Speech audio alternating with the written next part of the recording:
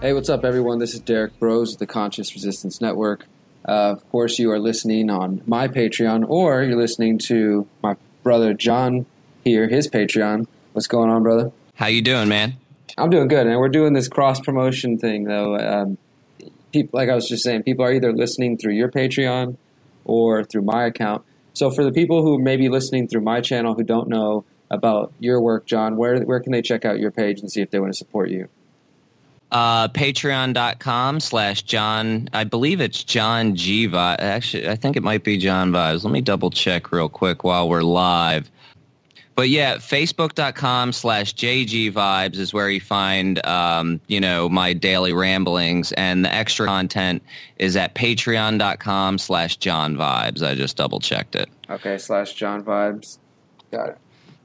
Yeah, if you guys want to check out mine, if you're listening through John's page, you can find me at patreon.com/Derrick Broze, and same thing, I'm on Facebook and all over the social media.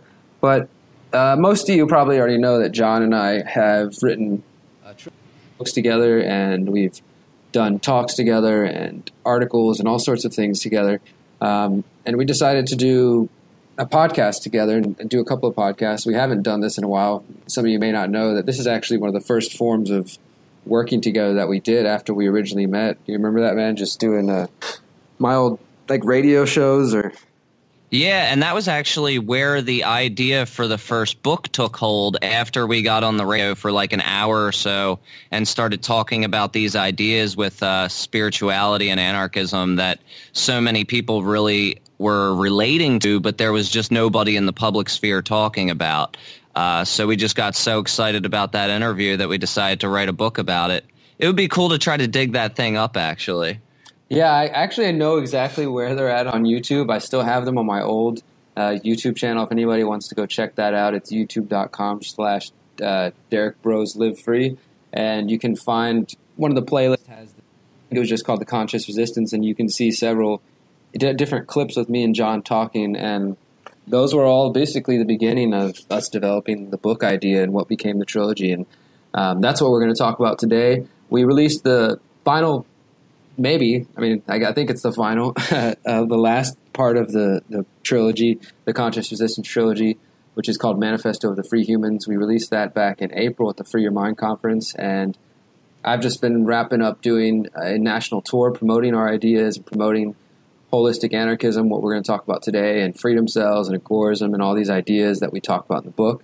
And we decided today to just talk a little bit further about the holistic message, because I've been really just developing it further, what John and I put together, which is really not the longest essay in the book. If you're looking at the book, Manifesto of the Free Humans, it's on page 95. It's called Strong Hearts and Revolutionary Minds. And we're just going to go through some of this and explain in more detail what we mean when we talk about holistic anarchism. And then I want to talk a little bit about some projects that I'm working on with our friend Sterling Lujan, who he has what he calls relational anarchism.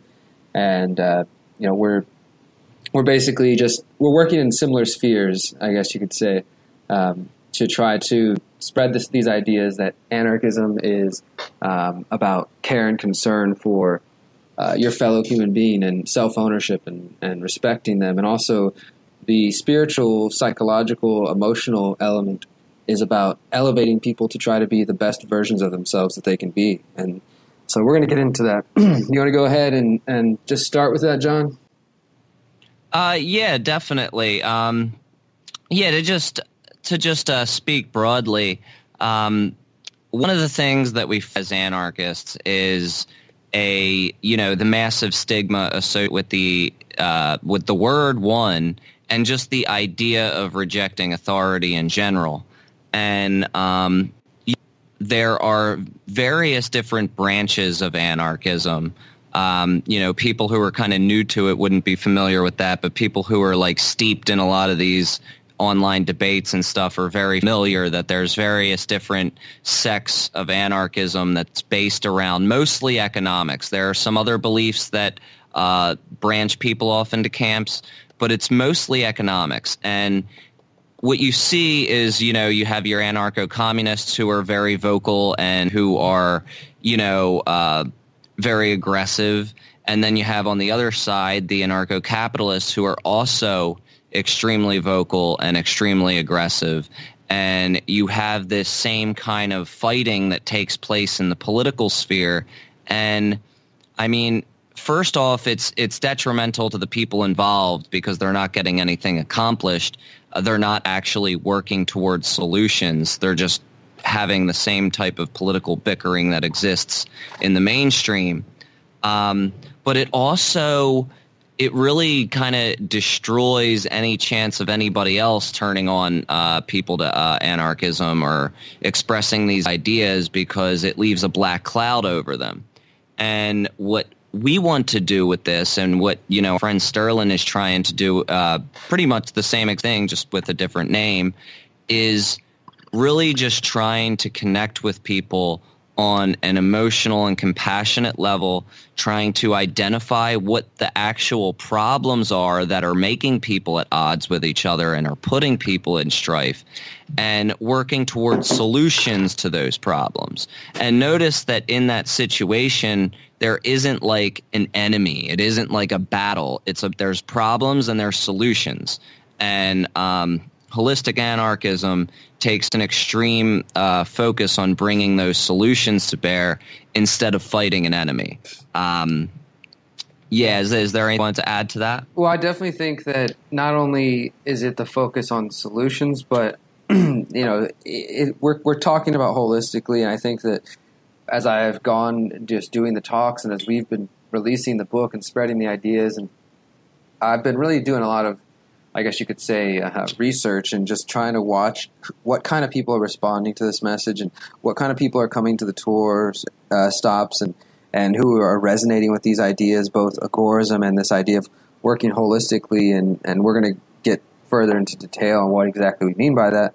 But when I look at that, it's such a broad spectrum of people, all along the tour. It's people who are high school going into college who are just kind of thinking about radical politics, or they're into Bitcoin, or they're into, or they're just looking at the ideas for the first time. And then, 60, 70-year-old grandmothers who are into meditation, and then everything in between, working class people, and just all across the spectrum that maybe have never heard of agorism, and they're not necessarily even interested in identifying as an anarchist or a libertarian or any of these sort of things, but they get self-ownership.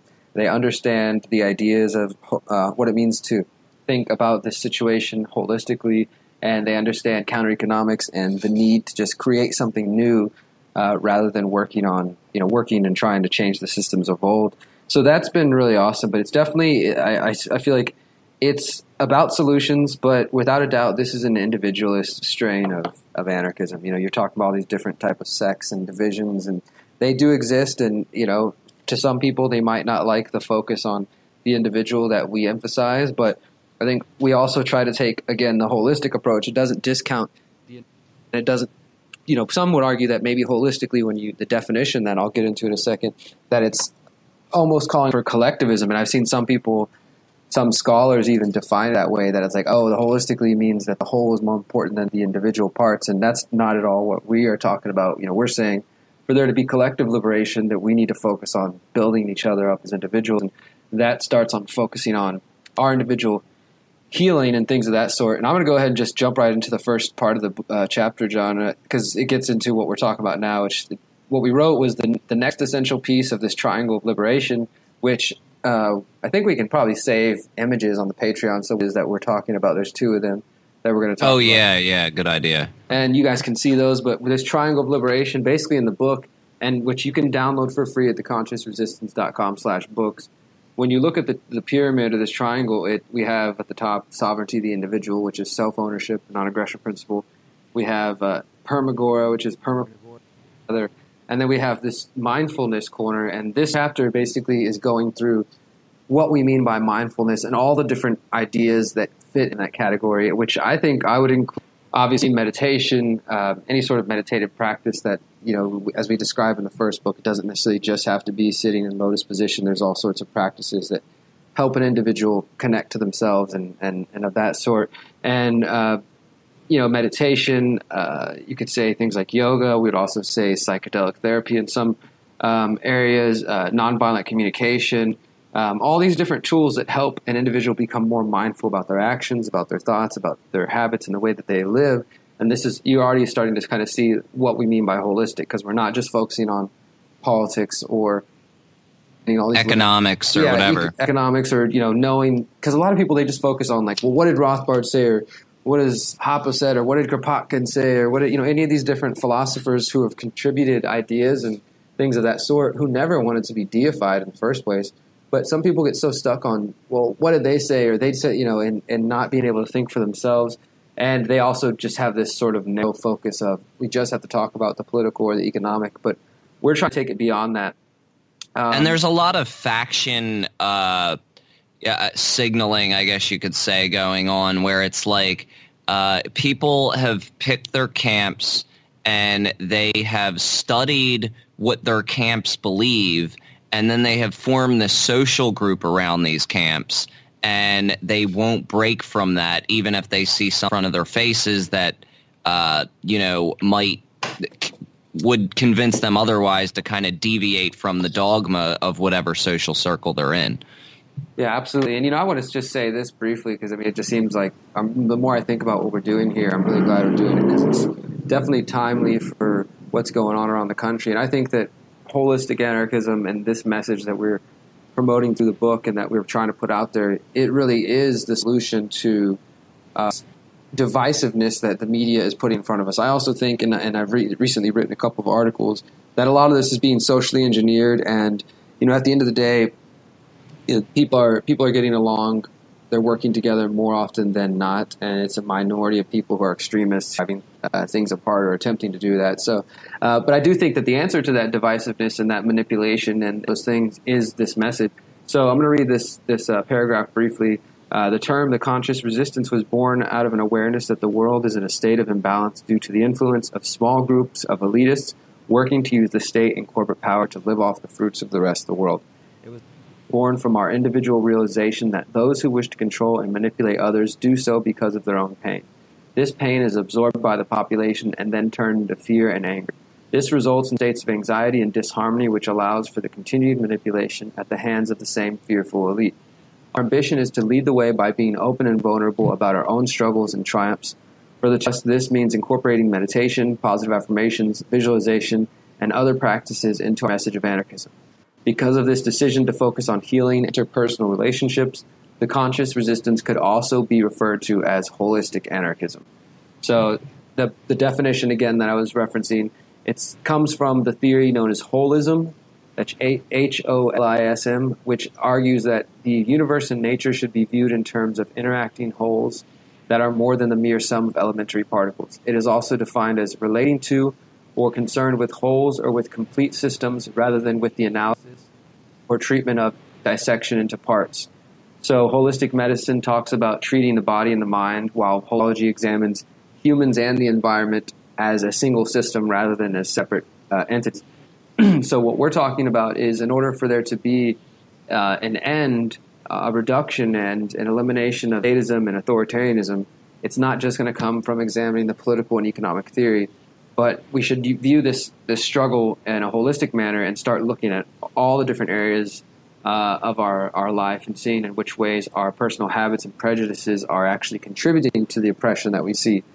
So this is what it means to take the battle against the state and to reflect on the steps that we as individuals are affecting that and actually working against ourselves. That's what we mean when we're talking about using holistic anarchism.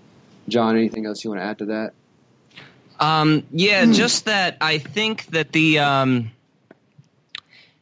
a lot of these issues that we're facing, like you mentioned, especially the divisiveness, is, as you alluded to, caused by all this pain that we're experiencing. That's what creates all this statism, and all these political things are manifestations of inner demons, that so many of us experience.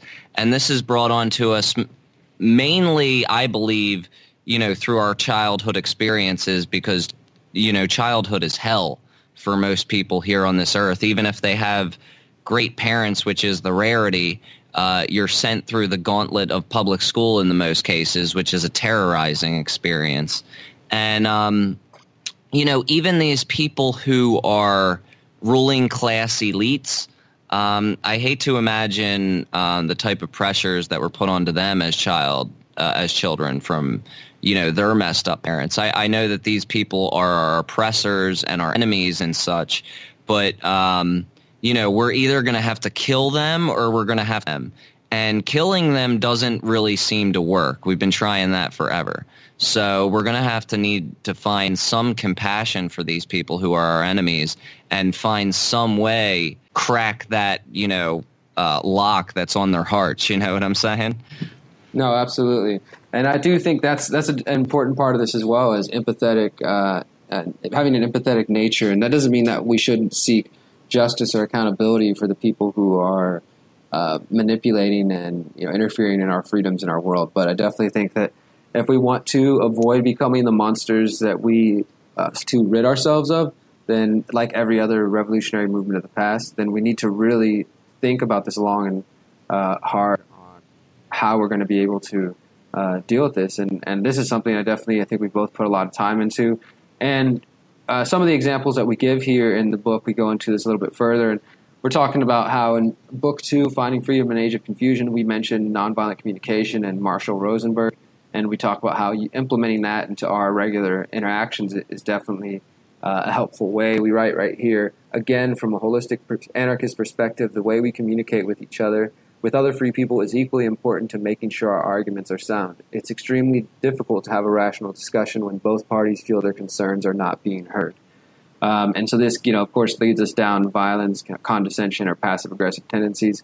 We also go into an example, and you could probably elaborate more on this than I could, about Daryl Davis as a really awesome example of compassion and being able to actually try to communicate with people. And again, this is relevant because there's people out there saying that the answer to everything right now is to punch Nazis or to, which obviously neither of us are any friends to Nazis or supremacists of any kind. But we understand, I think we both would agree, that this violence is what the state wants, and that's what this article I referenced earlier has been about, how they're socially engineering this seeming division, which is much smaller than they're attempting to make it seem, but they're trying to make the whole country feel polarized. And you have articles coming out from like the Alternet saying, it's time. Well, this is the title right here. I have it right here. It says, "If this is a civil war, pick a side: Donald Trump, white nationalism, and the future of America." Like that just came out yesterday, 2 days ago. So there's definitely this agenda to push us towards feeling like we're really divided, and people out there will swear to you that the only way you can get through to a Nazi or to a communist or whoever their enemy is that you have to punch them in the face. But Daryl Davis is a great example that other methods do work. Exactly. And I think that right now the big issue that needs to be focused on and driven home by people like you and me who aren't in that dialogue of, creating violence to create peace or whatever, the message should be escalation and de-escalation. What actions escalate the situation and bring it to a boiling point, and what actions can actually de-escalate the situation so it can be brought to a point where people can maybe resolve their issues or differences in a civil way. So when you think about what goes on at these protests in Berkeley and places like Charlottesville or whatever, there is an escalation that takes place. And the media encourages it. The cops encourage it by corralling these people together. And people on both sides encourage it by, inciting violence against one another, by this rhetoric they use against one another.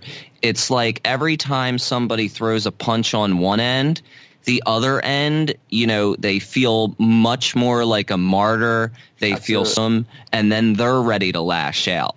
And then the other side demised, and then they're ready to lash out even harder. And then there's other people who are on the borderline, on the periphery, who, they may have not been involved before, but now they're getting caught up into all this hype because the situation has been escalated.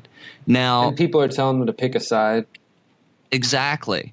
Exactly. Now, and if you look at a person like Daryl Davis, who is a blues musician actually from my area, he grew up about an hour away from where I live right now, and he's a black man who has actually befriended hundreds of members of the KKK and made them quit, to the point where, you know, they just felt bad about their existence and they changed their mind because Daryl Davis entered the situation and he de-escalated it, because he, you know, he had to take the high road in a lot of cases. You know, he had people are slinging bad rhetoric at him, calling him names, and he would diffuse the situation. He would make jokes. He would play his music in front of people or whatever. You know, and he would try to have conversations with them about race, but in a very, you know, he would not let their comments bother him, or he wouldn't show that. And even if he did, he wouldn't retaliate, so to speak. And now this kind of rhetoric, when I say not retaliating, people see that as like, I want to roll over and turn the other cheek, or that, you know, I want to just let Nazis create a Fourth Reich here in America. And that's not the case. I'm just looking at, okay, what is punching a Nazi actually going to do? What is the end result of that going to be? I'm trying to look at cause and effect here and look at the actions that are actually going to create solutions. And I think that, like I said, Daryl Davis is an example of somebody who went into the belly of the beast and de-escalated the situation to the point where people are giving them his Klan robes, and he's got dozens of them in his closet. You know, right now more than ever, I think he's a perfect example of how we need to, you know, resolve these types of disputes. You can't just go in and club somebody in the head, because then they're going to want to club you back in the head, and then they're going to get all their friends, and then they're going to get clubs because they're prepared for a fight. And it's just going to continue to get bigger and bigger. And that is why we ended up with world wars after how many hundreds, thousands of years of warfare. It escalated to a certain point where it's unmanageable. And I feel like that's happening in the social sphere now, for sure. So and if we go ahead. It seems to just be the classic of the last century of history of Nazis versus communists, fascists versus communists. And, you know, anarchists always get caught in the middle, and anarchists of different types, of course, but people who generally don't want to state these two people who are authoritarian from one perspective or the other. As you said, they keep flaring each other back up. And I think definitely in our time, the media is emphasizing it and playing on it. And, you know, they want to, we've known that they've been building a police state for years, and we know that they're erecting this, they already have a surveillance state, and, you know, the police are stepping back at a lot of these conflicts and letting people fight each other, and it just gives the media something else to report, all these conflicts, and the average person who is not involved with this at all, like, you know, just feels either in a mode of panic or like, okay, it's time to make a choice. And I think it's definitely important that people look at this holistic perspective, and that's why it's important that I've been emphasizing to people that, you know, especially on the tours, we're doing the meditations and we're talking about these ideas that, you know, when you are the person in control of your own mind and you are rooted in yourself, principles guide you, and you know what, you know, why you take the actions you do, and all these important things, then it's much less likely that you will be swayed, manipulated one way or the other from external forces, be they government, corporate advertising, friends, you know, peer pressure, what have you. You are able to take in information and judge for yourself and say, you know what, that doesn't fit with what I know to be true and to be just and right and moral, and it doesn't fit with my principles, you know. And the problem, of course, is that many people in our world are not taking the time to do this, to slow down, to connect, to figure out is, you know, it's not about just identifying the politicians and what they're up to or understanding their philosophies, the ins and outs of them, but how are you communicating with yourself? How are you communicating with other people? Which ways are you still contributing to the problems rather than just constantly focusing outwardly on, you know, the people that you think are responsible? Obviously, they're important, but more than that is important. It's important to see what we do. And specifically, a part of that is our relationships. And so that gets into the part of the chapter where we talk about Sterling and his work. And definitely, if you don't know Sterling's work, check out. Yeah, go ahead. Before you bring that up, though, I was kind of reminded by what you're saying here. This next book that I'm working on, it is about, heroin addiction, opiate addiction and everything. And I wanted to get a good idea of, a lot of the motivations that people have for going down a path of addiction, and also the things that finally brought them out, and the single most important thing in their recovery and such. So what I did was I sent out a bunch of surveys to tons of volunteers who had been through addiction, and I expected the responses that I got. And what I learned, pretty much every single person that was sent a survey said they started using drugs or became addicted because they were trying to escape some type of pain or loneliness, and they thought that nobody cared. Yeah. And that people finally came out of it because they made a meaningful connection with one or more people, and they actually, learned that people cared. Compassion was shown to them, so they were able to develop healthy relationships and climb their way out of that. And that is just something I wanted to add as evidence that,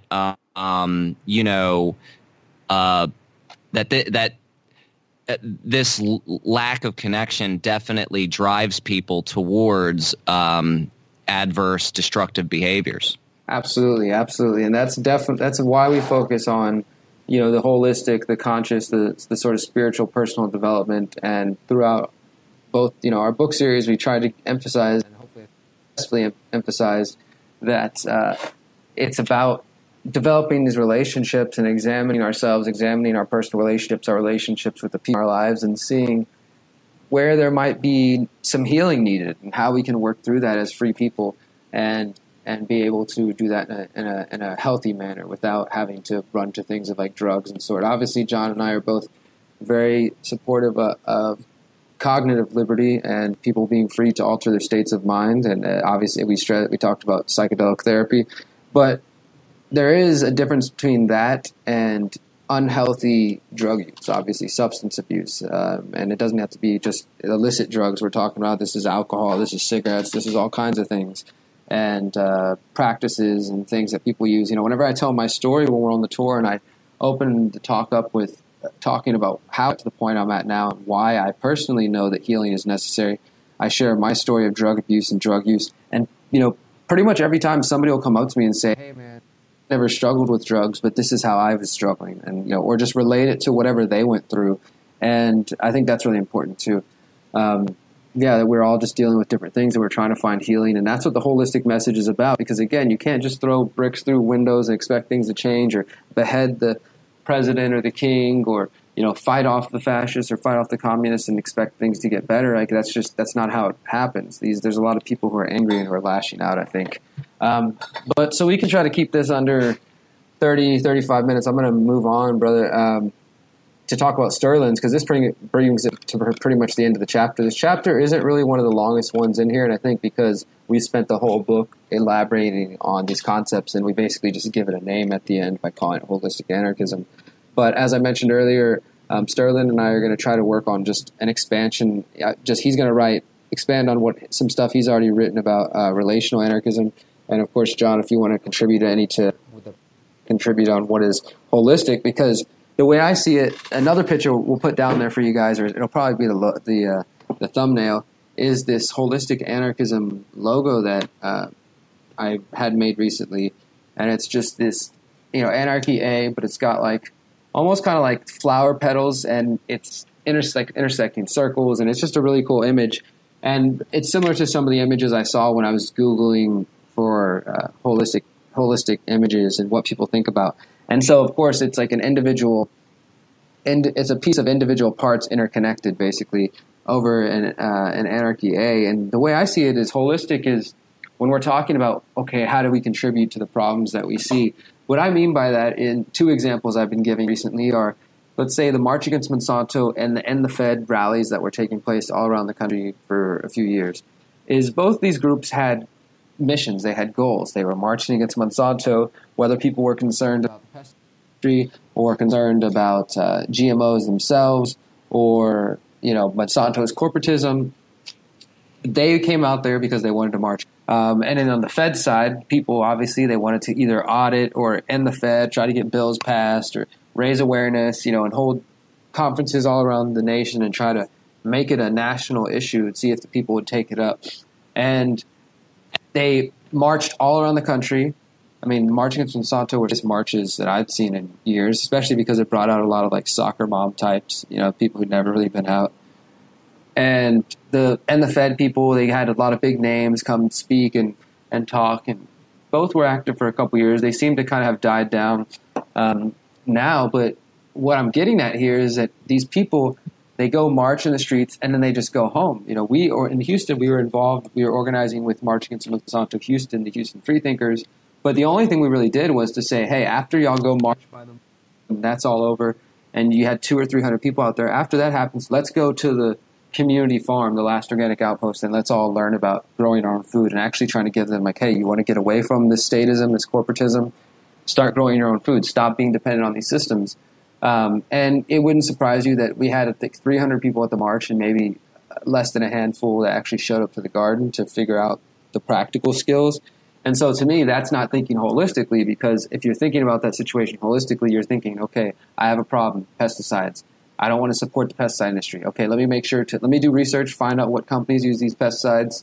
Let me not support traditional crops. I don't like Monsanto's involvement. Okay, well, let me not buy Roundup or any Monsanto-owned companies. You start looking at the situation and actually removing yourself from it. The same thing with the Federal Reserve. This is a big reason why we promote agorism and counter economics. Is you can't expect the Fed to audit itself and end itself. It's not going to happen. What we can do, though, is basically move counter economics, remove our money from their system and remove our financial and moral support away from their system as much as possible so that we're not feeding it. Because, no matter how big those End the Fed marches were and how big of names they brought out and how many cheers everybody had and how many times you marched around the Federal Reserve, at the end of the day, when you guys all left to go buy dinner to congratulate yourself, you probably paid with Federal Reserve notes, U.S. dollars. So all of it was for nothing. We're basically shooting ourselves in the foot. It doesn't mean it didn't matter, or I'm not trying to demean it in that way. I'm just saying, like, if we're going to be realistically and start assessing our actions, then we need to ask these questions and say which actions that I'm taking, writing articles, doing podcasts, protesting, marching, networking, building community, voting for president, which of these actions is actually going to achieve what I'm after. And so that's what I think the holistic in that image is. You have like economics and you have education and you've got like say media, maybe you've got food and relationships, and that's where I think Sterling's work comes in. His is like, as he calls them, vectors. His is like one vector and this holistic kind of spiral circle flower thing. It's relationships. Yeah, is part of that. He's got a little bit more formal education. I don't even know what the hell a vector is. Well, I think well, you get the grasp of what I'm saying, though. Is like we have. No, I love Sterling. He's the college educated psychologist in the group. Yeah, and that's what's awesome too, and that's honestly why I reached out to him on this approach, because I'll save that for just a second, but I want to share just so we can keep moving out. This is where we get into his work, and again, the Psychologic Anarchist. If you haven't checked out his Facebook or his website, Psychologic Anarchist, and then I think it's psychologic-anarchist.com. And yeah, he's a writer. He writes for Bitcoin.com, and he's working on his first book about relational anarchism. I'm not sure what he's going to call it, but this is also a part of. He started a Facebook group called Compassionate Anarchy, which is obviously aimed at similar goals of what we're doing. So maybe under this big banner, if we need labels, you've got Compassionate Anarchy, and then the Holistic Anarchism is more of the approach, the strategy of how to do this, thinking about things holistically, and within that, relationships and relational approach is a part of that. And Sterling, we took this quote from one of his essays. He says, "I call it relationalism. It is the philosophy that promotes absence of rulers and total freedom through relationships and social healing, rather than through traditional routes of argumentation, persuasion, or economic theorizing. Current conceptions of anarchism have been hyper-focused on the LEM axis. That is, they are geared towards solving logical, economic, and moral problems of society and government." So that's what he always talks about, too, is that people are, which is what we've been saying, people are just focused on this LEM axis, as he puts it, the logical, the economic, and moral arguments, which doesn't work to convert a large mass of people. That's not necessarily how everybody's going to be brought over to these ideas. And so people focus and they're missing opportunities to be able to communicate with people just by relating to them and empathizing with them, as John was saying about Daryl Davis. Exactly. So, yeah, we basically say here in the chapter, relationalism is perfectly aligned with our message of holistic anarchism. We applaud his efforts to explore the intersection of anarchism and psychology. And so this last part, this is where I was saying, this is why I thought of Sterling. This is the last paragraph of the chapter about holistic anarchism. We write, "The evolution of consciousness is absolutely necessary for true, lasting freedom to be achieved. We boldly stand by our positions and arguments made in this series, but the reality is that none of the solutions presented will succeed if the broken and confused people of this world refuse to do the necessary internal work for individual healing to transpire." And then right here, this is a really important part that I didn't realize how important it was, dude, until I went on the road and started rereading this. "The insecurities, doubts, and fears will differ person to person, so an honest examination is needed to decipher where to begin your healing process."